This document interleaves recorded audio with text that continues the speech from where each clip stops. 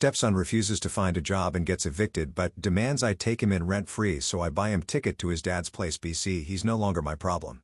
My stepson, age 24, is getting kicked out of his apartment because he doesn't want to pay rent anymore.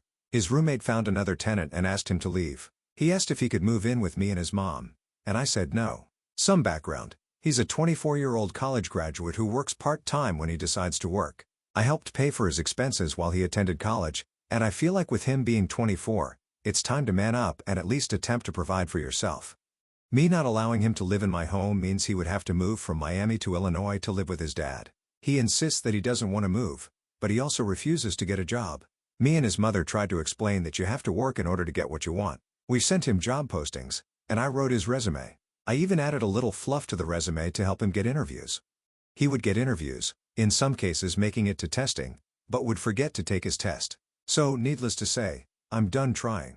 So I thought. Fast forward to this week, he calls with his sob story about getting kicked out for non-payment. I tell him he can't stay in my house because he refuses to work. I can't imagine working a 10 to 12-hour day while a healthy college-educated man sleeps till 1 p.m. and parties all night on my dime. So because I care about him, I offered to buy him a plane ticket back to Illinois. He refused because he doesn't want to leave his car. According to him, he's put too much money in the car and he doesn't want to leave his belongings. Okay. I offered to rent him a U-Haul truck with a trailer as a one-way rental. He refused, saying he doesn't want to drive. According to him, the only option is to live with us. At this point, I'm done. So I flat out say no and get back to Illinois the best way you can. Am I the idiot? By the way, his mother says she agrees with me, but I can tell she wants to let him stay. Not the idiot. If you let him move in rent-free or in general, he'll never leave. He can grow up or be homeless, to be honest. He needs a job, and his dad would only let it go so far as well, I'm assuming. He's 24 years old, not disabled in any way from what you said. Laziness isn't a disability. He can get a job and pay his rent or any rent. He shouldn't be coddled. He'll never leave then. If he moved in with you, you will have to get eviction papers and the police to drag him out. You know it. Even his mother knows it. You gave him options, and he rejected them all. One last thing, a final offer, a gas card with enough money on it to drive his car to Illinois. Does mom, perchance, give him money that dad wouldn't? She spoils him. His dad already said he's got 30 days to get a job if he comes, and there it is. Of course, he wants to stay where he can mooch off mom. Mom agrees with you that he should live with dad, but she's the very reason he doesn't want to. Of course, it might be fraught with danger telling her this. Absolutely not the idiot. I paid rent to my parents. I worked the whole time, and I moved out as soon as it was financially feasible to do so. I can't fathom leeching off other people for the entirety of my lifetime. You've offered help in numerous forms. You did everything other than pee in a cup and go to work for him. You've offered different ways for him to move. It's time for him to sink or swim on his own. A harsh reality check is what he needs to become a functional adult at this point. Maybe a couple nights couch surfing with friends and sleeping in his car will do him good. You are the idiot. Is your stepson okay? Just stopping payments for things like living expenses because he doesn't feel like it isn't normal behavior, nor is sleeping all day. Is it possible he's suffering from serious depression? I'm not sure about this one.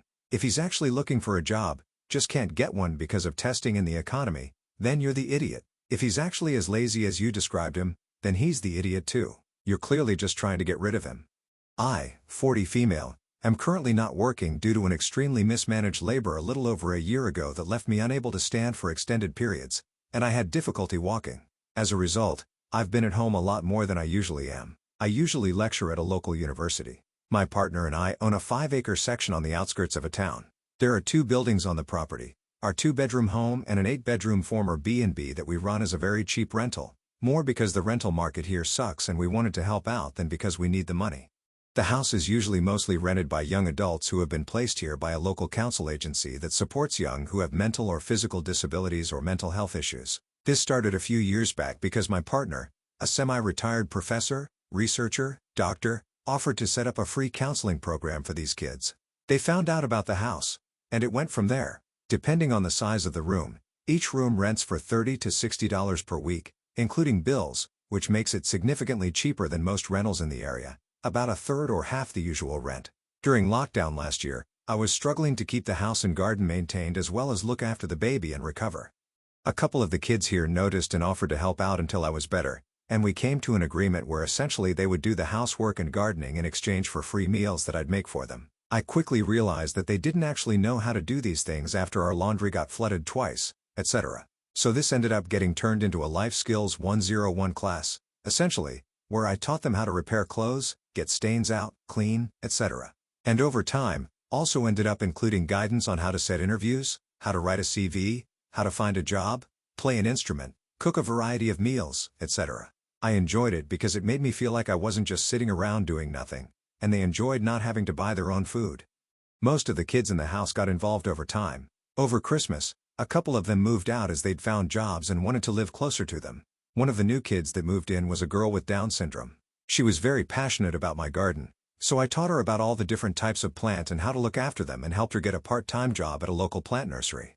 The problem is that her mother has now come around and gone completely mental at me for trying to replace her, which wasn't my intention at all and now has me second-guessing the whole situation. I might be the idiot because I can see how it might look like I'm trying to replace these kids' mothers or, alternatively, how it might look like I'm using them as cheap labor, neither of which were my intention at all, but given how upset the girl's mom was, I can't help but feel like I've done the wrong thing here. Not the idiot. Her mom has issues. She hears about the nice lady teaching her daughter the skills she hasn't bothered to teach her daughter, and she has taken her guilt out on you. I'd be so embarrassed if that was my mom. Not the idiot. I fail to see how teaching a young lady with Downs how to garden is you trying to replace her mother. And where has the mother been before now? You're not replacing her mom. You're giving her opportunities to grow. You keep doing it. You seem to love helping these kids out, and I guarantee they will always remember you and be grateful to Life Lessons 101. Oh, wow, this is so wholesome. You are not the idiot. The young lady in question is presumably an adult, so she decides if she wants to make new friends and learn new skills. Mom needs to deal with her own empty nest, insecurity issues, and be happy for her daughter's growth, not expect her daughter to be dependent on her forever. My boyfriend, 24, and I, 26 female, have been living together for a little over a year and dating for 3. We found out recently that I had become pregnant. While this is not something we were planning, we are financially in a position to take on this responsibility. We had also previously discussed having kids and were both for it down the line, so we decided to go forward with this. We were both very excited and things were going well until 5 days ago when I had lost it. I have had a tough time processing it and have been very sad and emotional these past few days. However, my boyfriend insists on praying with or for me all the time. He wants to ask forgiveness for whatever mistakes we may have made in our life. He says once God forgives us for our sins, we will once again receive a child. We have discussed religion before. I believe in it, but I'm not super religious. He believes in it a lot more than me.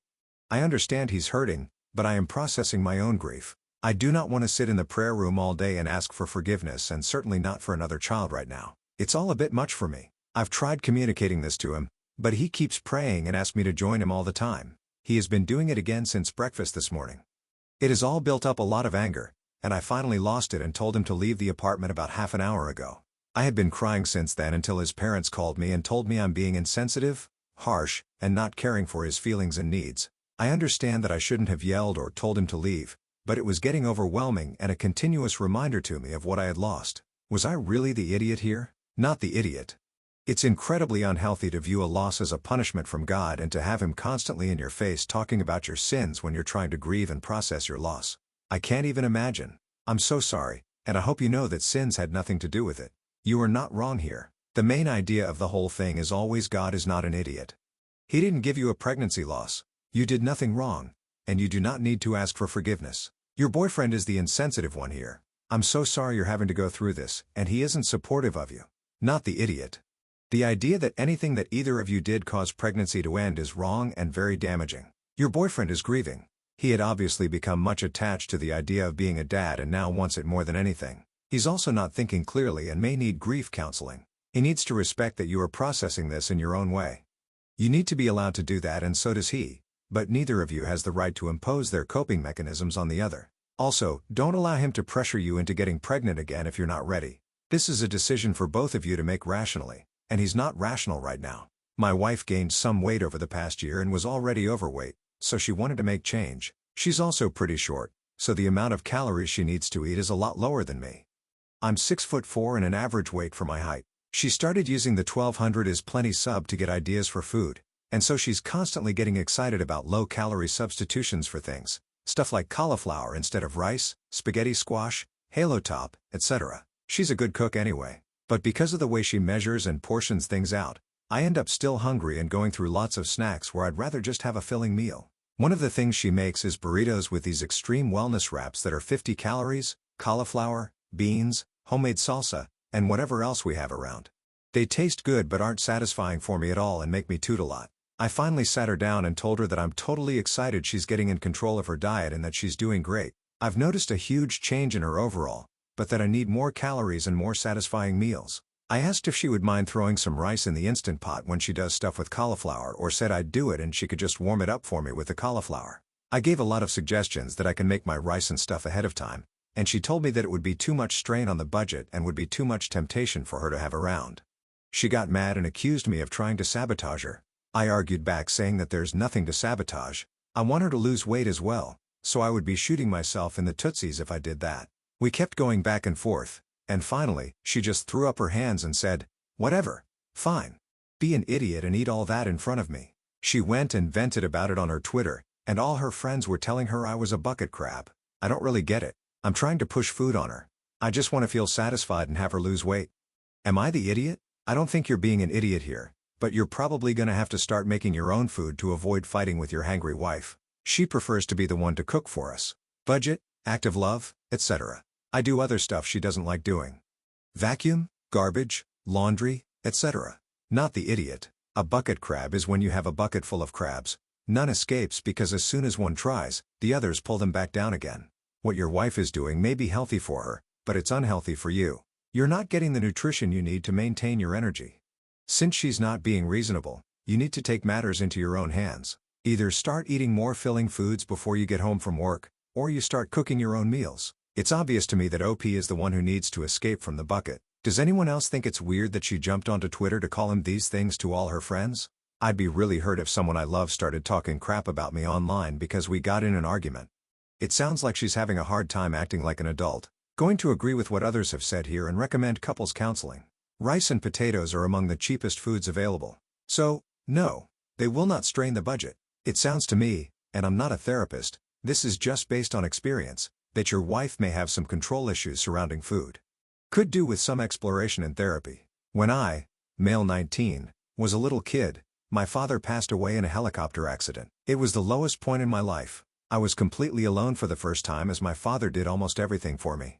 I went into therapy and years later I've accepted it and moved on with my life.